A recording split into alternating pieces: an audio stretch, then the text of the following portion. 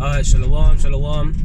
First and foremost, I want to give all praise, honor, and glory be to Yahweh, Ba'Hashem Yahweh Shai, Ba'Hashem Rakah Kodash. And of course, I want to give double honors to the apostles and the elders of Great Millstone, the rule well, and blessings to the hopeful elect out there listening and learning and teaching this word in all sincerity and truth, in the hopes that we may edify and feed the lambs of Yahweh Shai, especially in these last days, wherein the majority of the people are in a peace and safety mindset, which is definitely not beneficial to be in a peace and safety mindset, given the time period that we're in, given the time period where, you know, it's like the calm before the storm, so to speak, where all hell is, you know, getting ready to break loose. And I'm over here in London, in the UK, pretty much, you know, tensions are rising, seem to be rising with the, you know, the Tommy's boys and that, with the, you know, white supremacist groups and stuff and that. And we, you know, pretty much this is all a part of the plan. And when I say the plan, I'm talking about the chaotic plan that, you know, pretty much Esau is setting up, you know, fanning the flames of division and hatred, which is really ultimately is the Most High, with whose name is Yahweh. All right, the scripture tell you in Isaiah 45:7, I form the light and create darkness, I make peace and create evil, I the Lord Yahweh do all these things. Yahweh is the Father's name, which means he is, and Yahweh Shai, meaning he's salvation. You know, like you got the name Hosea. When you translate the name Hosea, in the Hebrew is Hawashai, which means salvation, right? And the Yah before it, meaning he, and that's Yahweh Shai's name. He, salvation. He is salvation, and that's a nomen omen, you know. And Esau can't get around that, and that's why the name is definitely important. Especially in these last days, like I said, when all hell was about to break loose, we're going to need those names to call upon, because the scriptures tell you in Proverbs 18:10 that the name of the Lord is a strong tower, the righteous runneth into it and is safe. So ain't you going to want to be safe in these times to come? So wouldn't it be beneficial to be pushing the names of Yahweh or Yahweh Shai in a time where everything is about to get so unsafe out here? We're about to witness the most unsafest time period on the earth that there ever has been since there's been a nation. Daniel 12:1. I ain't making it up. It's in the scriptures. Where if that time period is coming to the earth, wouldn't it make sense to cling to the safest place that you can be, or the best defensive position that you can be in within that battlefield, right? Which is to call upon the names of Yahweh or Yahweh Shai. But then you got certain Israelites out there that know they're Israelites, right, that have been compromised, right, that are teaching for filthy lucre, serving their own bellies. They don't really care about protecting, or the protection, right, of, you know, those that are clinging to salvation, which ultimately the true clingers to salvation are the elect, all right, because they ultimately are going to be, you know, how can I say? The scripture says, if it were possible, they should deceive the very elect. It's not possible to deceive the elect, man. The elect are going to be clinging to those names. You know, the elect are going to be calling upon Yahweh and Yahweh Shai. But as for the others, man, you know, the scripture says, if the blind leadeth the blind, they shall both fall into the ditch. Right? So this ain't for everybody, man. And that's another thing. This truth is a mystery. You know, it ain't given to everyone to receive. So that blows that whole equality thing way out of the, you know, out of the water. Like Matthew 13:9, he have ears to hear. He who have ears to hear, let him hear. And the disciples came and said unto him, meaning to Yahweh Shai, why speakest thou unto them in parables? Which a parable is a dark saying. Okay, he said, because it is given unto you to understand the mysteries of the kingdom of heaven, but to them it is not given. This is not given to everyone to receive. The scriptures tell you clearly in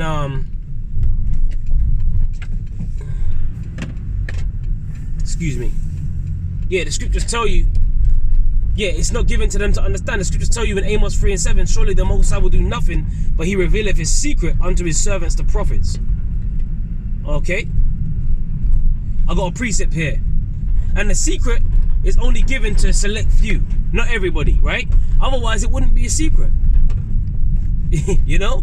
It makes sense, right? It wouldn't be a secret if it was open unto everyone to receive. Now, everyone can hear what we're saying, but can they really hear what we're saying? Right? As the scripture says, eyes that they should see and ears that they should not hear. Yeah, because the Lord has really put blockers on them. Right? Like, you know, like a horse with blinders on it, can't see. The horse has eyes, but it can't see if it's got the blinders over it. Right? And he stopped their ears as well. You know, the Lord has stopped their ears. Was that Isaiah 6:9? That's a good precept.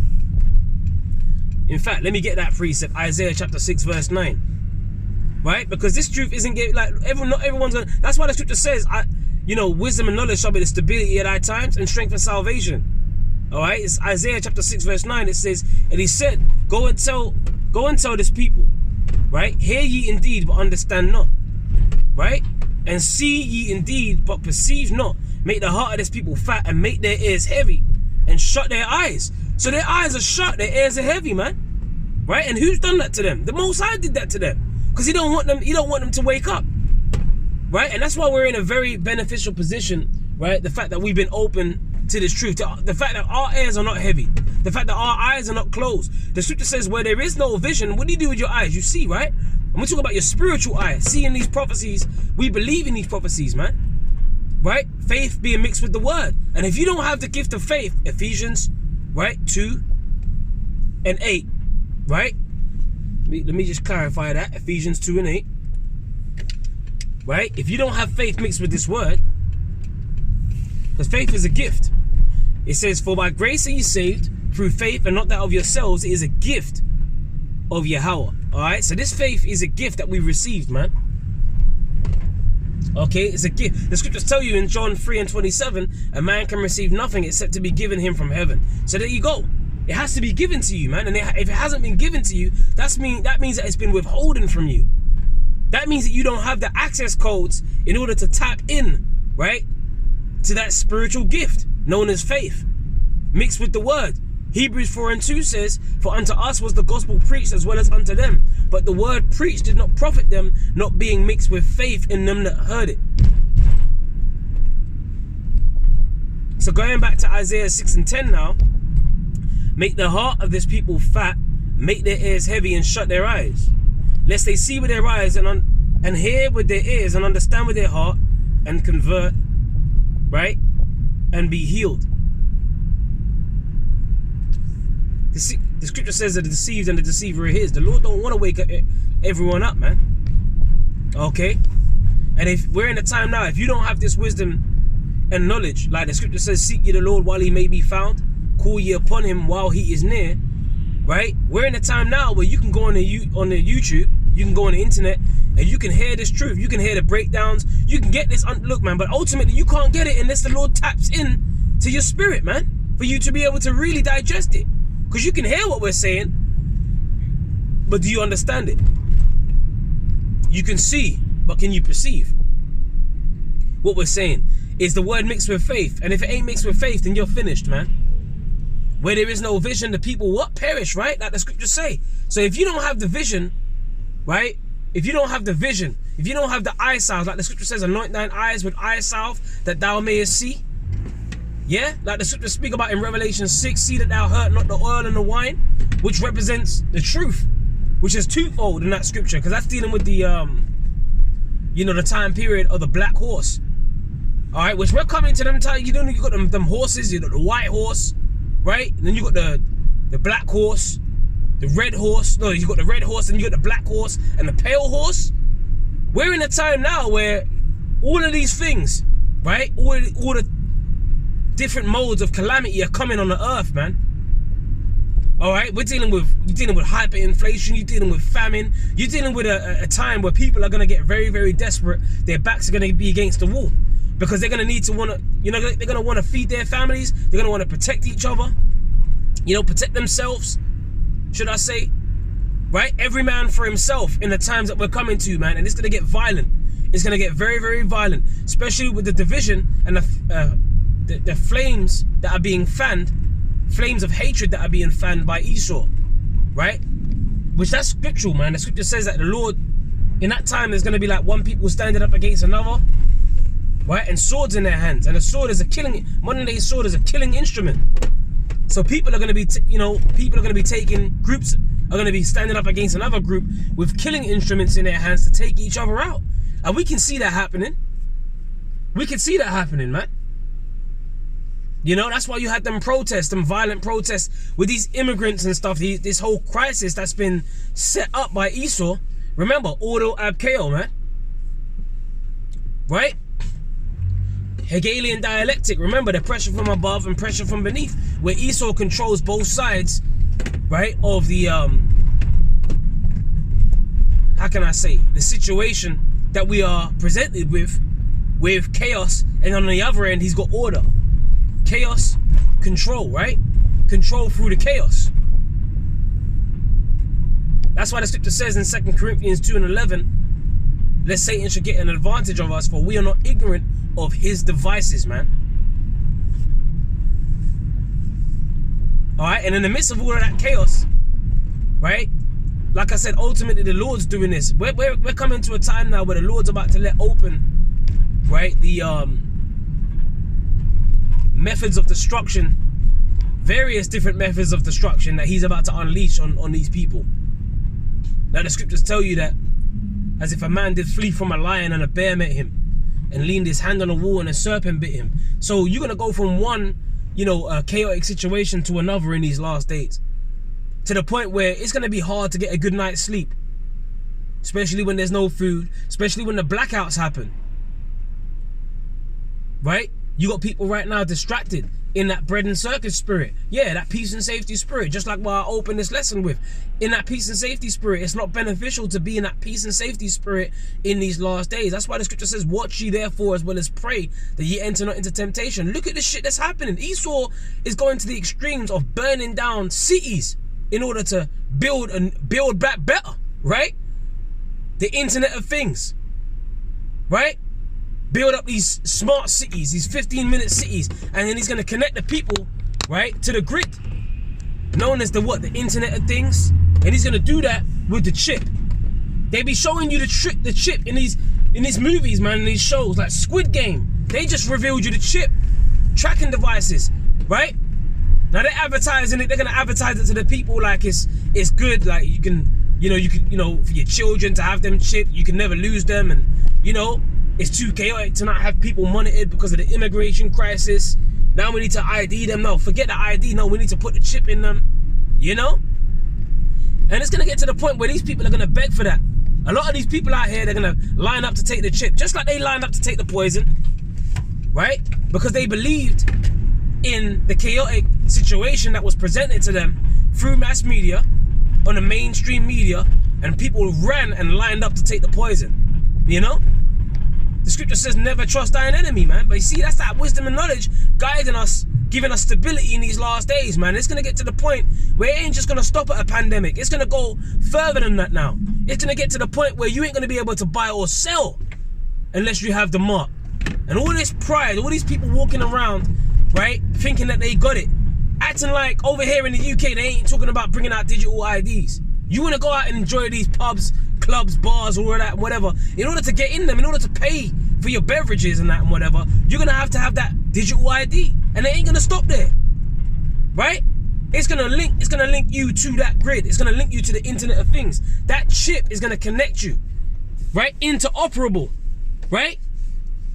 It's going to weave you into this man's system. You're going to receive that badge of servitude, man.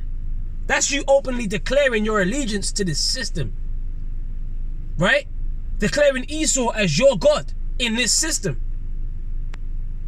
And you best believe, like I quoted earlier, if it were possible, they should deceive the very elect. It's not, you ain't plucking, none of the elect shall be plucked out of the Lord's hand, man. Read John the 10th chapter, right? None of the elect are going to be plucked out of the Lord's hand, okay?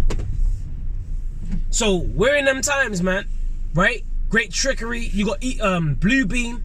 You got weather manipulation programs. You got the harp. Esau's fucking, you know, creating strong winds, fanning the flames. Look, he's got direct energy weapons. You know, I mean, all of this stuff that's happened. I was listening to that Richie from Boston, right? Elder Apostle Tahar.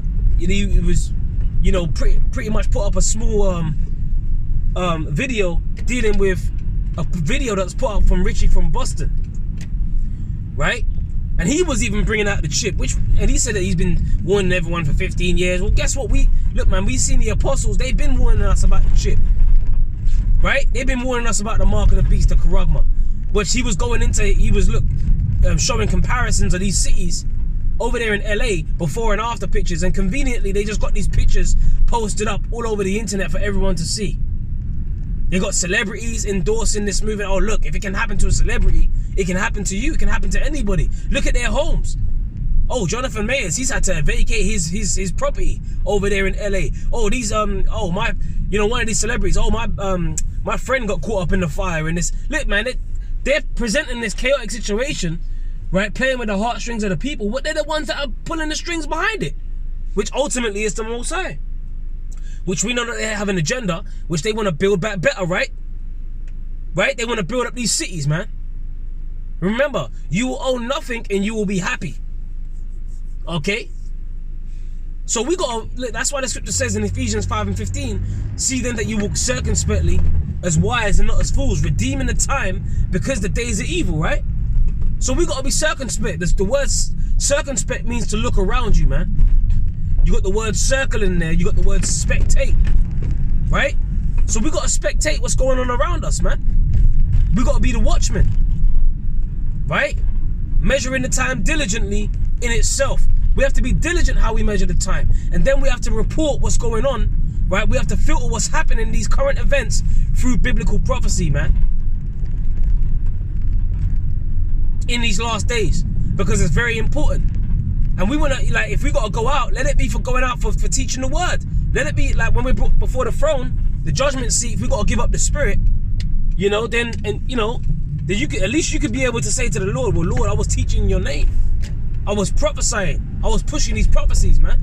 You was in the right spirit. You went in that peace and safety spirit. The day of the Lord ain't gonna come upon the thief in the night, to the elect, to those that are watching, because they've been watching for these things to happen. See, that's the difference. The elect, they have their spiritual eyes open to see what's coming. They ain't gonna get caught with no surprise attacks. You know what I'm saying? There's nothing that you can surprise the elect with, because the elect are open, you know, their eyes are open to what's coming. You know, they see it. Because the Lord has not closed, has not shut their eyes, right? He's not made their ears heavy. And that's why we're in a very advantageous position. Lord willing, I'm of the elect, right? The sincere believers, man, this wisdom and knowledge is really navigating us, right, through these tricky waters, man. You know, so that we don't go overboard, yeah, and we just fall into the sea. Like, we are actually being navigated. We're being navigated.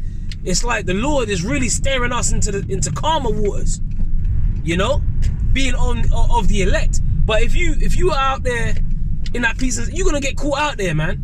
If you don't have this wisdom and knowledge, you're just gonna get caught out there. You ain't gonna know where to go. You ain't gonna know what to do. You ain't gonna have the answers.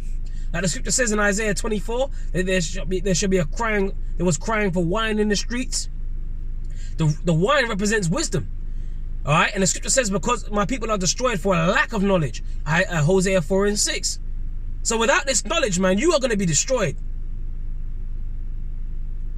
And you hear us talking about this over and over again as we cry aloud and spare not, as we lift up our voices like a trumpet. You know, you hear us like a broken record going into this over and over again, telling you what's coming. But guess what? You know, the same must know it after death by pain. So the Lord's going to put you through a situation or situations full of pain, and you ain't gonna know how to deal with it, man. You know? So I said all of that just to say, look, we gotta keep our eyes open and our heads on a swivel, be circumspect, because the times that we are coming into, right, are gonna be hard to take for everybody, all right? But just for the elect, look, man, at least the elect know, are going to be into, you know, in the know, knowing why things are happening on the earth the way that they're happening. And that's a good place to be, man. Having the names of Yahweh and Yahweh Shai to call upon, that's a good place to be. Remember we spoke about them, you know, Revelation 6 with them horses. You know, we're coming to the time of the black horse, hyperinflation. The scriptures tell you that, you know, when it speaks about a pair of balances in his hand, which represents slavery, a yoke. The word there in the Greek is zygos, right? But then it's also judgment. Okay? Then it goes on to speak about, because, you know, a pair of balances, you know, like that's them scales. That's judgment right there. If you got judgment on the right-hand side, you also got judgment on the left-hand side. Right? And Esau pushing these draconian measures, which the Lord is using Esau to push that. Hey, remember, King David said, deliver my soul from the wicked, which is thy sword. Right? So that judgment's coming down heavy, man, and hard. Then it speaks about measure of wheat for a penny. Right? 3 measures of barley for a penny. Which we got into that word penny. The Greek word is denarion or denarius, which was the equivalent to a soldier's day's wage or a laborer's day's wage. And you can link that with Matthew 20 and 2, where it speaks about the laborer that worked on the field for a penny for the day, you know? And dealing with wheat and barley, you're dealing with food, you're dealing with victuals. So what's that speaking about? It's speaking about inflation, because the price of food is shooting up, right? You got inflation, hyperinflation, then you got shrinkflation, where they're selling you packets of things, and when you look in the packets that you're buying, the food that you're buying, there's less of the quantity and quality inside the packets of the things that you're buying. Read 2 Ezra 16 and 21. Behold, victuals shall be so good cheap upon the earth, that they shall think themselves to be in good case. Even then shall evils grow upon the earth, the sword, famine, and great confusion. So this is happening.